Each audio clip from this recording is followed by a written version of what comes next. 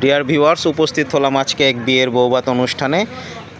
দেখি হাঁড়িগুলোতে কি কি রান্না করা আছে। এই যে প্রথম হাঁড়িটা খুললাম, ওয়াও, রোস্ট রান্না করা আছে। হাঁড়িটা ঢেকে দিলাম। দ্বিতীয় হাঁড়িটা খুলছি, খুল যা সিম সিম। দ্বিতীয় হাঁড়িটাতেও রোস্ট রান্না করা আছে, দেখেছো। এবার 3 নম্বর হাঁড়িটা খুলছি। 3 নম্বর হাঁড়িটাতে আছে ডাল। এবার 4 নম্বর হাঁড়িটা খুলছি।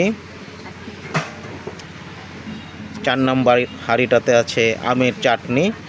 চাটনির কালারটাও খুব সুন্দর হয়েছে।